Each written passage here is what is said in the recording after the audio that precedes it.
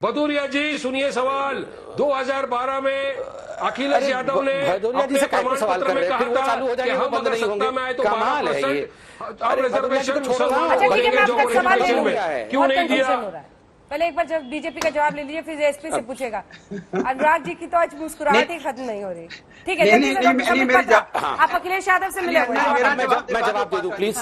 मैं जवाब दे देता हूँ। अंजना जी, इनकी आवाजों को जरा कम रखिए। मैं बोल लूं तो बोल ही नहीं पाता हूँ। अंजना जी देखिए, जहां तक इन्होंने कहा कि हम समाजवादी पार्टी के साथ, बसपा के साथ, ये भारतीय जनता पार्टी मिली हुई है, कमाल की बात है। ये दो अच्छे लड़के साइकिल पे बैठे थे, हमने बैठाया था, ये खुद बैठ गए थे जाके, फिर साइकिल से उतार दिया। फिर बुआ भतीजा बने थे, ये बुआ भतीजा, रोज बुआ मैं तेरी भतीजा, ये सब कुछ चल रहा था। उसके बाद चुनाव खत्म हुआ, प्रेस कॉन्फ्रेंस हुआ मायावती जी का, फायदा मुझे हुआ नहीं, मैं तुम्हारी बुआ नहीं। अभी देखिए, अभी संजय सिंह के साथ बैठे हुए हैं, अब थोड़े दिन इंतजार करिए और सऊदीन ओवैसी के साथ भी बैठे हुए नजर आएंगे। इनका कोई भरोसा नहीं है। उनके साइकिल के कैरियर में सब लोग बारी बारी से बैठ रहे हैं, उसके बाद बारी बारी से उतर रहे हैं। दूसरी बात देखिए, यहां पर उत्तर प्रदेश की डेवलपमेंट और कोरोना के बारे में दो शब्द में कहना चाहूंगा, क्योंकि मुझसे सवाल पूछा गया। आप जानती हैं कि WHO ने भी उत्तर प्रदेश के कोरोना के मैनेजमेंट को लेकर तारीफ की है। आप यह भी जानती हैं कि महाराष्ट्र के हाईकोर्ट ने उत्तर प्रदेश में कोरोना मैनेजमेंट को लेकर तारीफ की है। देखिए, जहां तक मेडिकल कॉलेज की बात की गई है, अटल बिहारी वाजपेयी चिकित्सा विश्वविद्यालय का निर्माण जिस प्रकार से लखनऊ में आरंभ हुआ है, ये अपने आप में बड़ी बात है। 130 आप यहां देखिए, मैं पूरा आंकड़े के साथ बैठा हूं, 3 नए राज्य विश्वविद्यालय खोले गए हैं, 194 राजकीय माध्यमिक विद्यालय खोले गए हैं। बहुत बड़ी फहरिस्त लेके बैठा हूं। मगर रुकिए अंजना जी, मैं जवाब दिया हूं उसका, आप सुनिए ध्यान से जरा। अंजना जी, यहां सबसे महत्वपूर्ण विषय है जिस प्रकार से विभाजन की राजनीति हो रही है। आप कह रही थी, ये अभी कह रहे थे वारिस पठान जी कि हम खाता खोलने वाले हैं। आप खाता खोलिए, आप देखिए जरा भदौरिया जी का खाता में से कितना चला जाएगा। कंपटीशन तो आप लोगों के बीच में हो रही है, आप, समाजवादी पार्टी, बसपा और कांग्रेस कि कौन किस प्रकार से मुसलमानों को बरगला करके, उन्हें भ्रमित करके ज्यादा से ज्यादा वोट बैंक की राजनीति कौन कर सके। तो ये आप लोग डील करिए आपस में, ये आपस में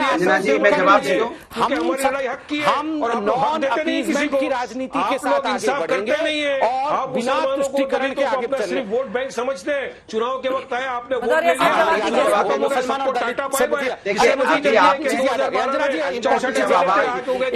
और जी मुझे सुबह से पूछ रहे हैं,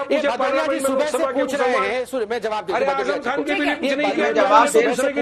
कि संघ ने, अरे भदौरिया जी आपको जवाब दे रहा हूं। भदौरिया जी सुबह से पूछ रहे हैं दलित और मुसलमान को अध्यक्ष क्यों नहीं बनाया।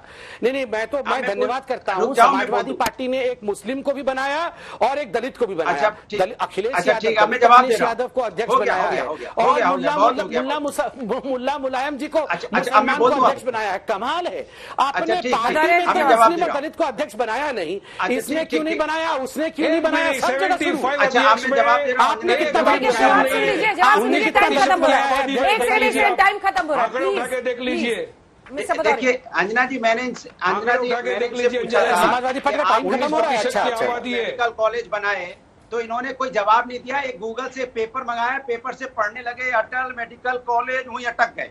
अटकने के बाद गिर गए, उसके बाद आगे पढ़ ही नहीं पाएगी, कोई दूसरा पढ़ लेते कोई। अरे प्रभु, के गिर गए, अरे भैया मैं टोटी पकड़ा हुआ था, गिर ही नहीं सकता हूँ, इसलिए आप अटके हुए हो।